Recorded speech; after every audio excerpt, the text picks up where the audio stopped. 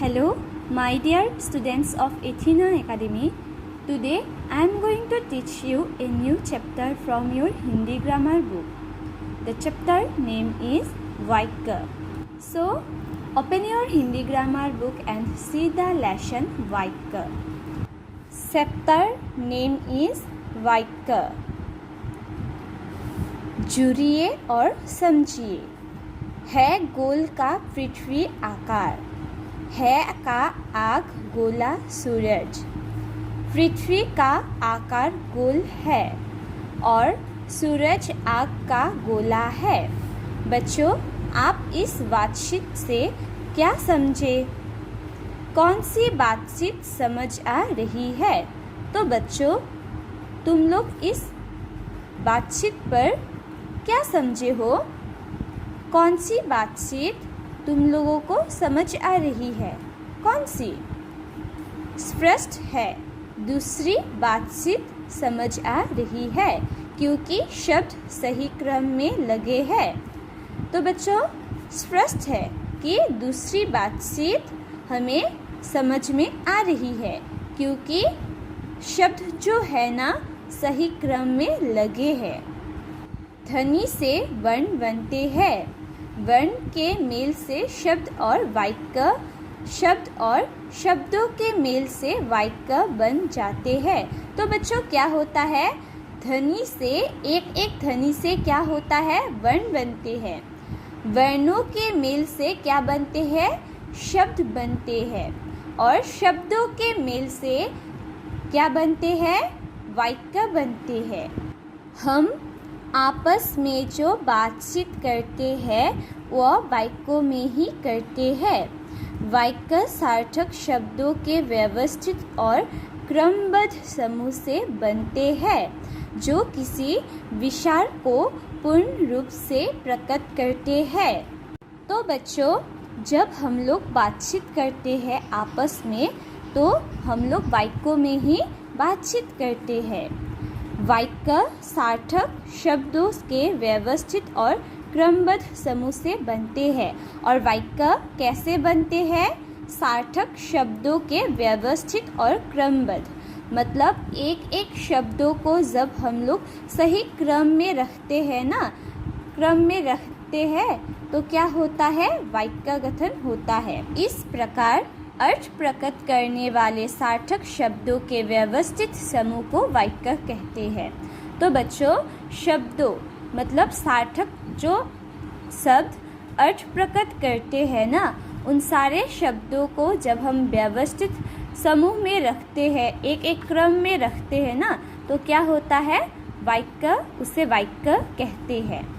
वाक्य के अंग। वाक्य के दो प्रमुख अंग होते हैं, उद्देश्य, विधेय। तो वाक्य के दो अंग होते हैं, एक है उद्देश्य और दूसरा है विधेय। उद्देश्य वाक्य में जिसके बारे में कुछ कहा जाता है वह उद्देश्य कहलाता है।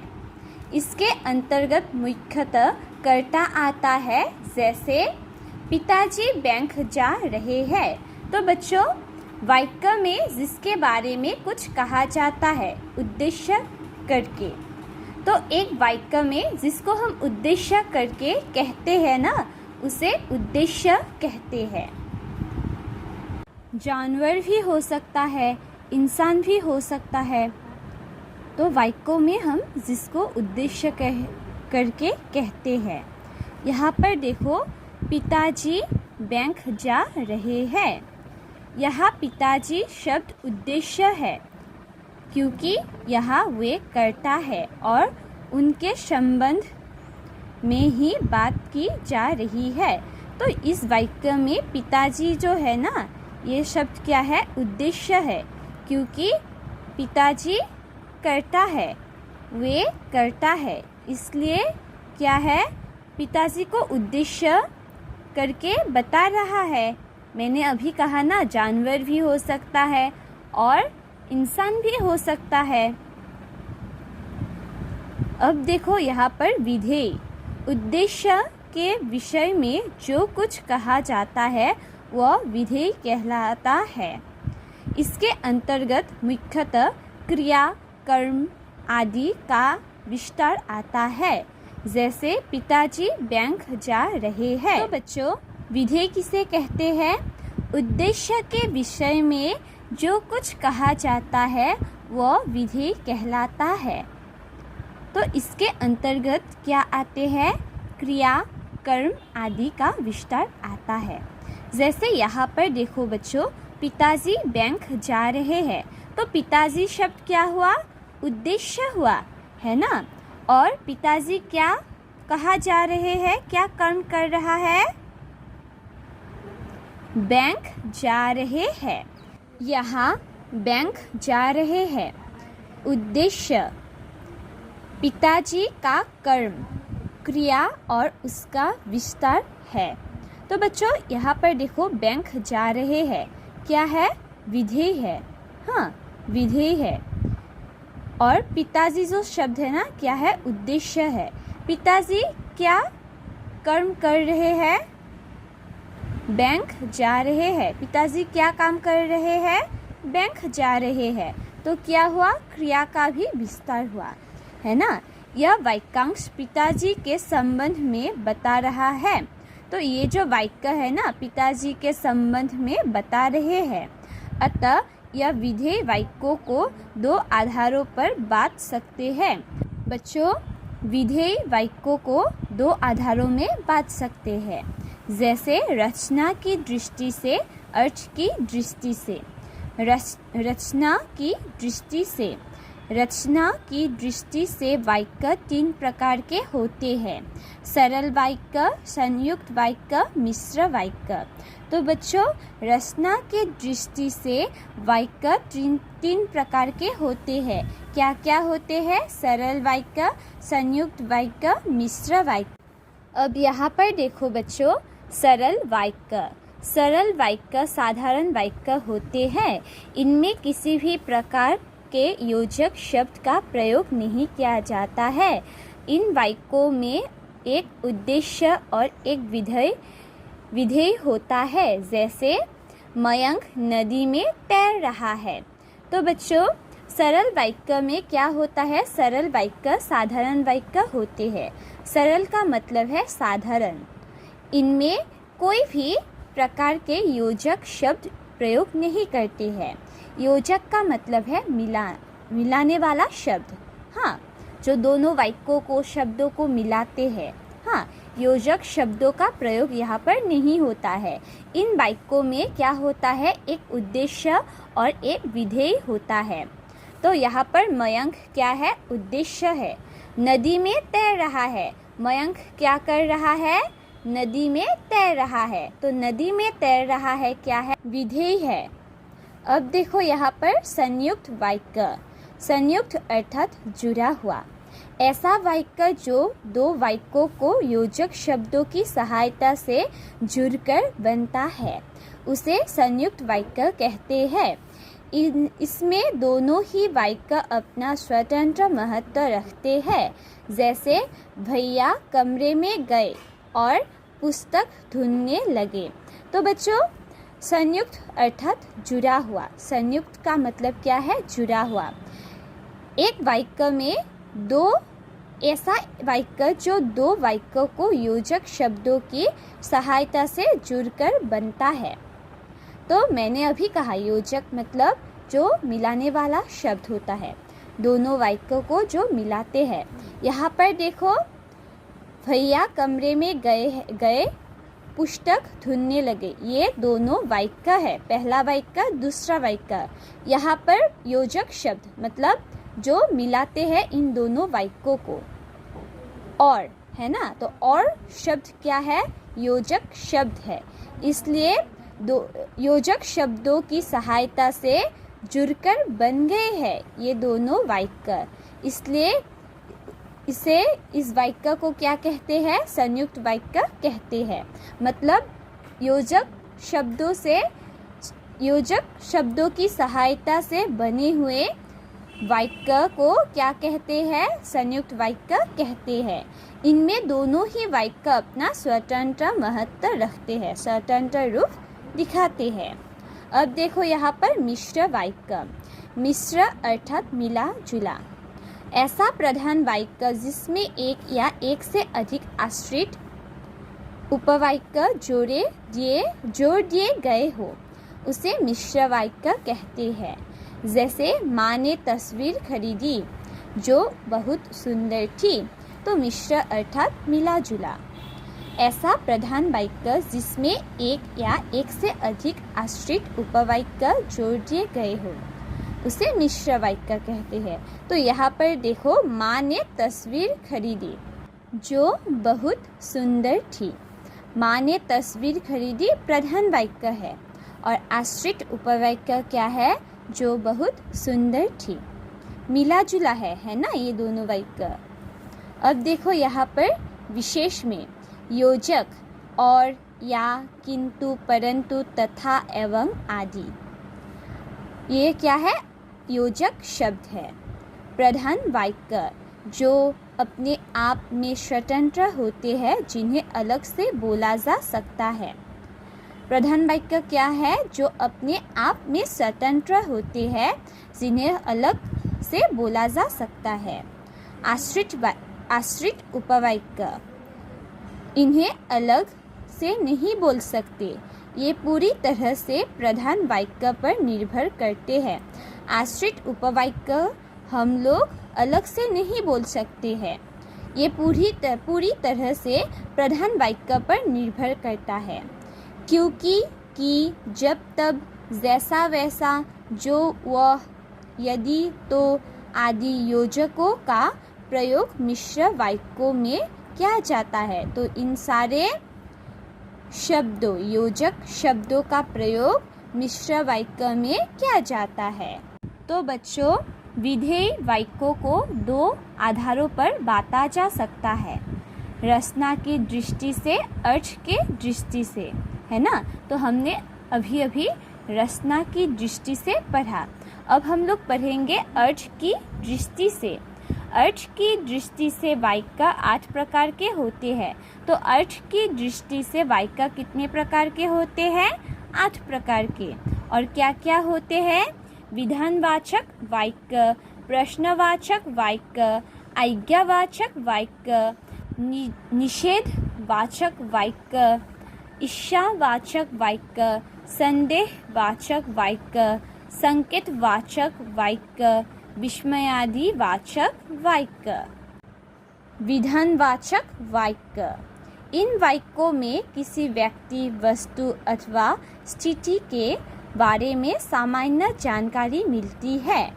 तो बच्चों, इन विधानवाचक वाक्य में क्या होता है? किसी व्यक्ति, वस्तु अथवा स्थिति के बारे में सामान्य मतलब थोड़ा ही जानकारी मिलती है। जैसे किसान खेतों में अन्न उगाता है, सूर्य पूर्व दिशा से उगता है। तो इन दोनों वाक्यों में से हमें सामान्य ही जानकारी मिलती है।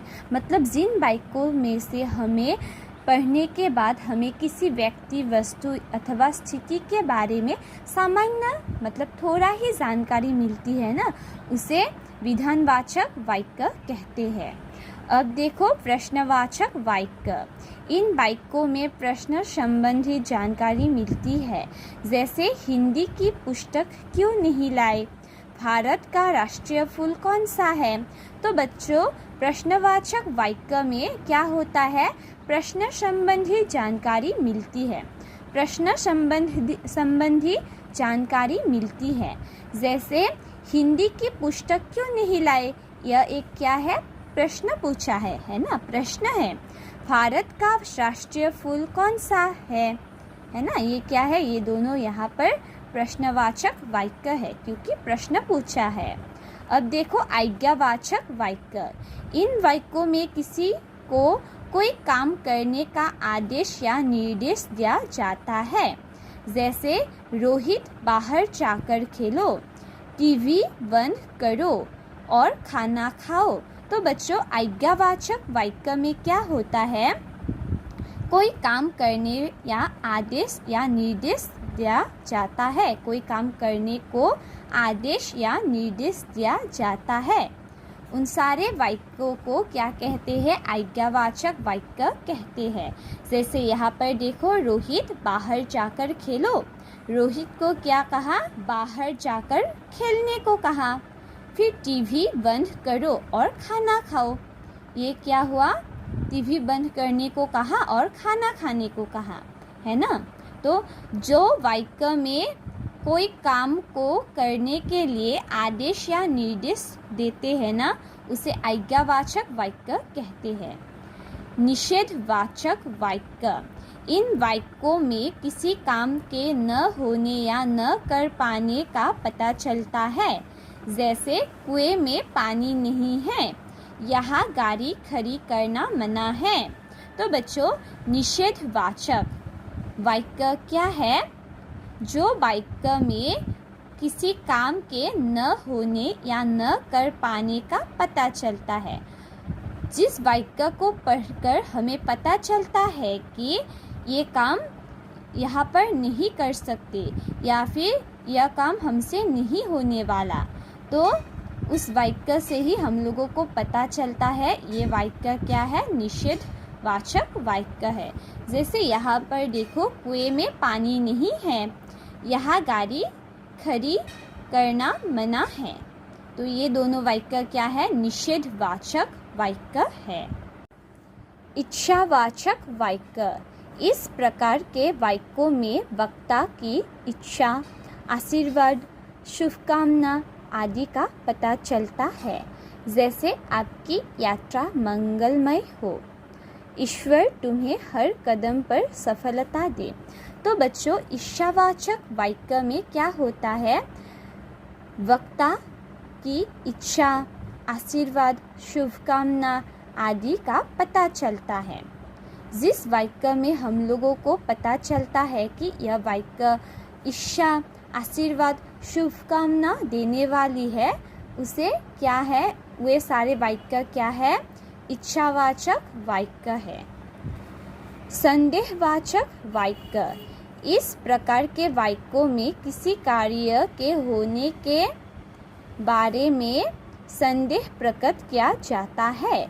जैसे शायद कल शिक्षिका नहीं आएगी, शायद सीना खेल रही है। तो संदेहवाचक वाक्य क्या है? जो वाक्य में किसी कार्य के होने के बारे में संदेह प्रकट किया जाता है, उसे संदेहवाचक वाक्य कहते हैं। अब देखो यहाँ पर संकेतवाचक वाक्य, ये वाक्य किसी भी कार्य की सफलता या असफलता की ओर संकेत करते हैं। जैसे यदि समय पर वर्षा हो जाती तो अच्छी फसल होती, यदि अभ्यास नहीं करोगे तो प्रतियोगिता कैसे जीतोगे। तो बच्चों, संकेतवाचक वाक्य क्या है? ये वाक्य किसी भी कार्य की सफलता या असफलता की ओर संकेत करती है। किसी भी कार्य की सफलता और असफलता की ओर संकेत करती है। तो यहाँ पर जो दो वाक्य है, ये क्या है? संकेतवाचक वाक्य है, क्योंकि ये दोनों वाक्य में सफलता और असफलता की ओर संकेत कर रहे हैं। अब देखो यहाँ पर विस्मयादिवाचक वाक्य, इन वाक्यों में आश्चर्य, खुशी, दुख, पीड़ा, शोक, घृणा आदि के भाव व्यक्त होते हैं। जैसे हाय, इतनी बड़ी दुर्घटना हो गई, वाह मेरा भाई पुलिस अफसर बन गया। तो बच्चों, विस्मयादिवाचक वाक्य किसे कहते हैं? जिन वाक्यों में आश्चर्य, खुशी, दुख, पीड़ा, शोक, घृणा आदि के भाव प्रकट होते हैं ना, उन सारे वाक्य को क्या कहते हैं? विस्मयादिवाचक वाक्य कहते हैं। तो इन दोनों वाक्य में एक में खुशी और एक में आश्चर्य वाले भाव प्रकट हो रहे हैं, है ना। तो जिस वाक्य में क्या होता है? आश्चर्य, खुशी, दुख, पीड़ा, शोक, घृणा आदि के भाव प्रकट होते हैं, उन सारे वाक्यों को विस्मयादिवाचक वाक्य कहते हैं।